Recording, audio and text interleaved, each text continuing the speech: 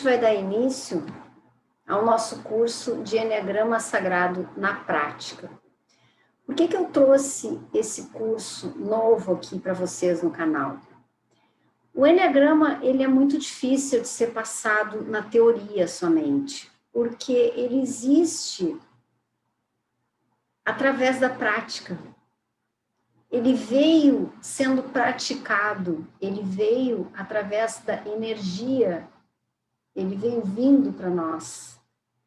Então, quando a gente começa a colocar ele muito de forma objetiva e teórica, ele fica muito difícil de entender. A gente precisa vivenciar tudo isso que acontece com o Eneagrama.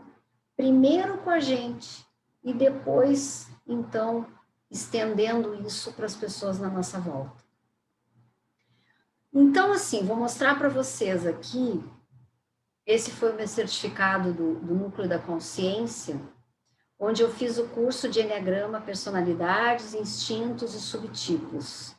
E é a partir desse curso que eu vou passar para vocês com outros estudos que eu tive durante esses 2 anos que eu conheci Eneagrama. Eu conheci o Eneagrama em 2018, quando eu assisti o Congresso da Felicidade e ouvi o Nicolai Cursino dando uma palestra.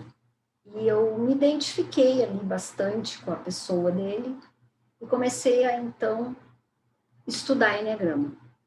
E foi só em 2020 que eu consegui ver qual era o meu tipo e qual era o meu instinto. Então, para vocês verem o quanto a gente precisa vivenciar Eneagrama, não adianta só estudar a teoria. Fica muito cansativo estudar a teoria, é muito abstrato. Então, a gente precisa trazer isso para dentro de nós. Então, aqui, vocês olhando um pouquinho para esses símbolos, a partir daqui eu já quero que vocês comecem a sentir o Eneagrama. Então, façam algumas respirações profundas, olhando um pouquinho já para esses símbolos e sentindo o corpo de vocês bem presentes aqui, nesse momento do agora. E também coloquem esse coração para frente, delicadamente vulnerável, para sentir também as emoções que esse curso vai trazendo para vocês à medida que a gente vai passando adiante esses slides, que vocês vão absorvendo através das emoções do coração. E também mandem um pouquinho da atenção para a mente, uma mente calma, consciente do curso e receptiva para tudo aquilo que vem de ensinamento. Sigam fazendo algumas respirações. E aí a gente começa a olhar para esse primeiro símbolo, que é o círculo. Esse símbolo não tem início e não tem fim. Ele é o símbolo da continuidade, continuidade da vida. Assim como a gente planta aquela sementinha, a sementinha cresce, vira uma flor, e aquela flor vai chegar uma hora que vai soltar sementes de novo para a terra, que vai virar uma outra flor. Assim como nós, que damos a origem a filhos, e os filhos dão origem aos nossos netos, também tem a continuidade da nossa vida, que é circular. Depois do círculo vem esse triângulo. O triângulo, numa das pontas, ele tem uma força de ação. Na outra ponta, ele tem, proporcional à força de ação, uma reação. E na pontinha de cima, ele tem a mediação. Porque sempre que a gente tem uma força de ação, necessariamente a gente tem a mesma força de reação no outro lado.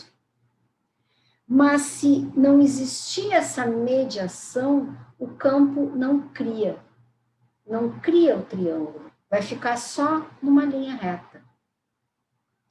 Assim como, dando um exemplo, se uma pessoa começa a discutir com a outra num embate, se alguém não cede, não entra com essa força de mediação, percebendo que tem um momento que isso precisa se organizar, essa discussão precisa tomar um rumo, não vai criar a força, não vai criar o triângulo.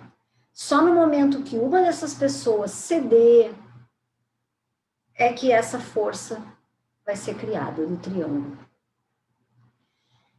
A hexade é o símbolo do movimento, é o símbolo do eneagrama dinâmico, né? Então, ali existem 7 pontas. São os movimentos de evolução da nossa vida, onde para subir uma escala dentro de uma música, precisa ir 7 notas para cima, depois mais 7 notas. Onde para passar uma semana, precisam de 7 dias. E, inclusive, as nossas cores do arco-íris, que são 7 cores. Então, é esse movimento de crescimento da vida. Essas ideias todas levaram muitos anos para se formar esses 9 tipos, esse símbolo completo. Aí, a gente começa a passar ali para a nossa história, onde ninguém sabe exatamente a origem do eneagrama. Assim como ninguém sabe a origem da escrita, assim como ninguém sabe a origem de quem inventou a roda, o eneagrama surgiu. Ninguém tem certeza de onde ele veio. Mas foi Gurdjieff que, pela primeira vez, trouxe para nós esse símbolo completo. E o eneagrama de Gurdjieff, ele é apenas o símbolo. Apenas o símbolo. O eneagrama de Gurdjieff, ele é um processo diferente desse que nós vamos estudar nesse curso. Porque eu quero estudar o eneagrama das personalidades com vocês. Por que a gente vai estudar personalidades? Porque a gente depois, lá no final do curso, a gente começa a chegar nos florais, a fazer os movimentos das personalidades. E o eneagrama de Gurdjieff é um eneagrama de processo, ele é um pouco diferente. Lá no canal do YouTube, a gente tem uma playlist que também, se vocês quiserem ir vendo e adiantando um pouquinho esse estudo, ali tem a descrição das 9 personalidades, dos 3 instintos, e vocês podem ter um pouquinho mais de contato já, antes da gente começar a sentir o eneagrama. Foi a partir desse símbolo que Oscar Ichaço trouxe cada personalidade em cada ponto do eneagrama, dessa figura sagrada. Então, Ichaço tinha uma escola de psiquiatria, onde, através de estudos de psiquiatria, de cabala, ele conseguiu posicionar esses 9 pontos, essas 9 personalidades. A partir disso, Cláudio Naranjo, que foi aluno de Oscar Ichaço, ele fez um estudo um pouco mais aprofundado. Ele deu forma para isso.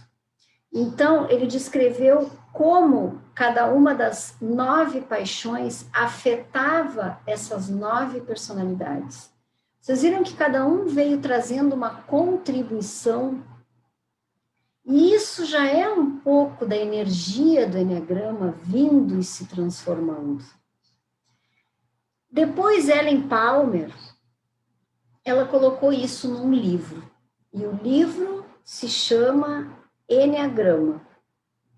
Depois vieram muitas pessoas e trouxeram mais livros. Esse livro da Ellen Palmer é muito, muito bom, aconselho vocês. A partir daí, então, foram publicados outros livros. A partir desses estudos, vem o livro de Don Riso e Russ Hudson, que é um dos meus preferidos. A partir desse livro, eles levaram esse movimento do Eneagrama adiante, que foi a partir deles que veio também um estudo mais aprofundado em relação aos níveis de consciência. Então, esse livro é um que quem for estudar Eneagrama, eu aconselho. Ali tem um questionário para a gente descobrir qual é o nosso tipo. Depois disso, então, eu fui estudar Nicolai Cursino, com o livro Eneagrama para Líderes, que eu também é outro que eu aconselho muito, onde tem um questionário para a gente também descobrir um dos tipos, né? Qual o tipo que a gente se encaixa. Além desse questionário, Nicolai Cursino tem o aplicativo, que é Eneagrama para Líderes também, que quem nunca fez esse teste pode ir ali fazer o teste, vai dar 3 números no primeiro momento, vocês podem ler no próprio aplicativo, tem uma explicaçãozinha breve de cada número, que é interessante que leiam, e vocês vão se identificando. E vocês têm que entender que não podem se basear nos comportamentos, mas isso é uma coisa um pouquinho mais para frente, porque comportamento não é o tipo. O tipo não é o comportamento, o tipo é aquele que nos motiva a gente fazer o que a gente faz, o que fazemos, né? Que mais? Aí eu venho e pergunto assim, foi outra coisa que eu anotei aqui que eu acho bem legal. Eu não sei se vocês já viram uma palestra do Clóvis de Barros Filho, que ele fala sobre o brio. A palestra, além de ser muito engraçada, ela é muito inteligente e eu aconselho aqueles que têm medo de aprender Eneagrama ou que acham que não vão conseguir aprender ou que acham difícil aprender Eneagrama, vocês vão entender por que eu estou dizendo para vocês verem essa palestra. Essa palestra nos ensina que há tantos anos, décadas atrás, esses homens exemplares nos trouxeram esse ensinamento no papel, eles escreveram nos livros deles esses ensinamentos, eles descobriram, eles decodificaram esse ensinamento todo. Como é que nós, com um livro, a gente não vai conseguir nem entender o que a gente está lendo? Como pode? A gente precisa ver que a gente tem que ter brio, a gente tem que ter força de buscar isso, tentar entender isso. E eu estou passando para vocês a minha experiência própria. Eu levei 2 anos para cair de cabeça nesse estudo, porque também achava difícil. E volta e meia eu mexia nos meus livros de novo e pensava, nossa, mas isso aqui é complexo. Só que hoje, depois de eu baixar minha cabeça e estudar, e cair para dentro, se tornou muito mais simples. Se eu sou capaz, vocês também são capazes de estudar e de aprender essa matéria. Então, vamos lá. Vamos adiante.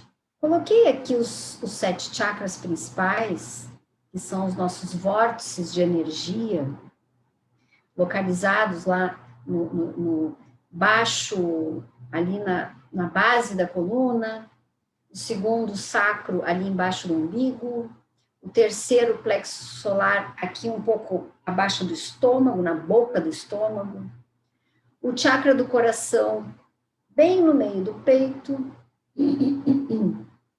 o chakra da garganta na frente aqui da nossa garganta, o terceiro olho entre os nossos olhos, um pouquinho acima, e o chakra da coroa localizado lá no topo da cabeça. Isso eu coloquei só a título de ilustração. Quem quiser copiar rapidinho, o primeiro chakra raiz da cor vermelha, o segundo da cor laranja, o terceiro da cor amarela, o quarto do coração, ele pode trabalhar com a cor verde ou rosa.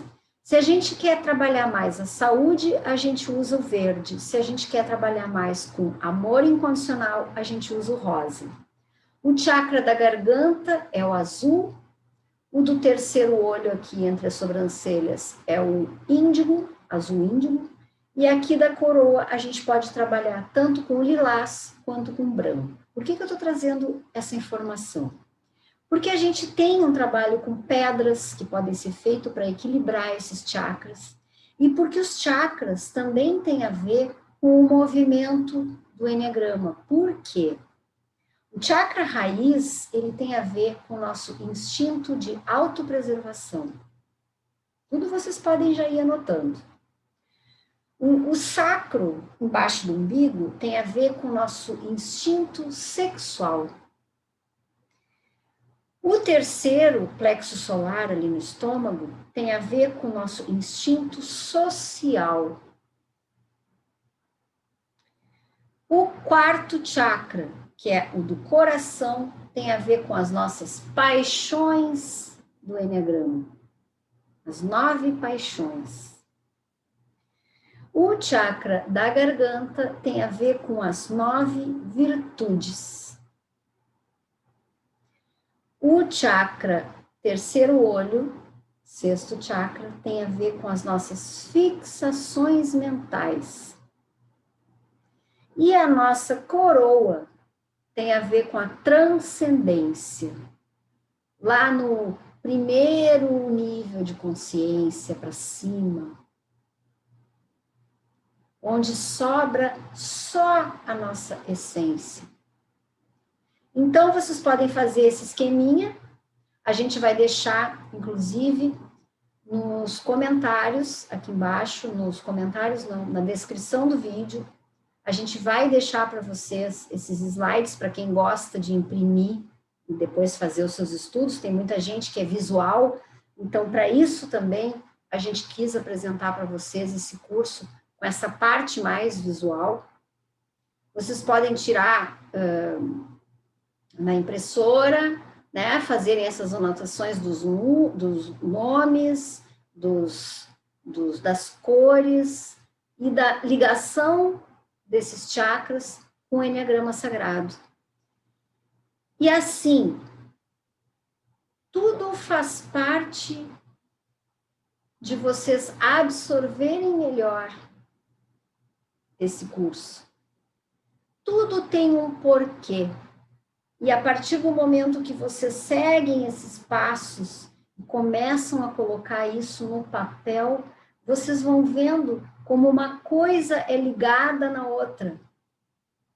Nunca pensei que o instinto sexual fosse ligado ao segundo chakra. Nunca pensei que aquele instinto de autopreservação estaria ligado com o chakra básico da terra. Então, para vocês verem como tudo tem uma ligação. Os nossos chakras todos são super necessários. Nenhum é melhor que o outro. Todos eles precisam trabalhar em harmonia. A gente precisa aprender a fazer a conexão do chakra básico com a terra e o chakra da coroa com o céu. E isso precisa estar em perfeita harmonia, desde a ponta da nossa coroa até a pontinha da nossa coluna, lá embaixo, bem no sacro ali. Então, no sacro não, na ponta da coluna, lá na raiz, é lá no períneo, é onde vocês sentam na cadeira. Ali está o último chakra, o chakra da raiz. Então, isso foi só a título de mera ilustração, para vocês sentirem como todo estudo tem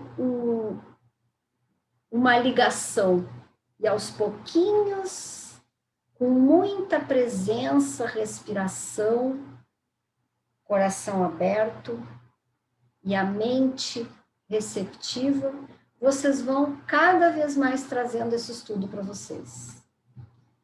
Aqui a gente entra um pouquinho na essência e na personalidade. Essa essência e personalidade tem um capítulo muito bom no livro do Hans Hudson não é Hans Hudson, esqueci. Dom Riso e Hans Hudson. Tem um capítulo muito bom no livro desses dois que fala bastante sobre essência e personalidade. Então, a nossa essência é o nosso ser, a nossa presença. Ela é aquilo que quando a gente respira, quando eu peço aqui para vocês respirarem, que vocês entram nesse estado de alfa, vocês já estão em estado de presença. Essa aqui é a nossa essência, livre de tudo. E a personalidade, mecanismo de sobrevivência, como eu opero a minha máquina humana. Dependendo do meu nível de consciência, eu trago mais liberdade ou menos liberdade. Bom, chegamos até aqui e vamos ver o seguinte. Entre essência e personalidade, às vezes as pessoas pensam, a gente precisa se livrar dessa personalidade? Não, a personalidade, ela foi extremamente necessária até aqui. Até aqui, onde essas pessoas têm mais ou menos nível 6 de consciência, 5, podem chegar até no 4, onde a gente começa a entender a personalidade e começa a se libertar dessas amarras. Isso é importante. A se libertar desses conceitos, desses tipos, desses números aos pouquinhos. Porque nós estamos dentro dos 9 números, a gente tem um pouquinho da energia de cada um, mas tem um deles que é aquele motivador do nosso desequilíbrio diário. Ele se junta com o nosso instinto dominante, que a gente vai ver mais para frente, os instintos. Ele se junta com o nosso instinto dominante e faz o maior estrago do nosso dia. Então, esses instintos, eles já estão lá também na playlist de Enneagrama que eu tenho no YouTube. Então, quem quiser ver um pouquinho mais, pode ir lá conferir. Nós temos todas as características dos 9 tipos. Uns a gente tem um pouquinho mais, outros a gente tem um pouquinho menos, dependendo das asas e dependendo das flechas, que são essas aqui. As flechas, que é aqui onde a gente vai caminhar mais lá para frente. E aí é que a gente vai fazer o trabalho de transformação. Mas, quando uma pessoa está num nível baixo de consciência, principalmente de 6 para baixo, a gente não tem como trabalhar com essa pessoa se a gente não trouxer primeiro ela para dentro da caixinha. E essa caixinha se chama personalidade. Primeiro a gente tem que descobrir essa personalidade. Enquanto a gente não descobre a personalidade, a gente não descobre o gatilho que leva as pessoas a fazerem o que fazem. A partir dessa personalidade, a gente vai começar a lapidar até a gente conseguir acabar com toda essa caixa e trazer a liberdade de escolha. Entenderam bem? Então, eu acho que nessa aula a gente já falou o suficiente. A gente ainda tem para falar nos medos, e nos desejos de cada tipo. A gente vai falar um pouquinho de cada tipo também. Aí no próximo vídeo, então, a gente traz um pouquinho mais de informação para vocês. Até lá!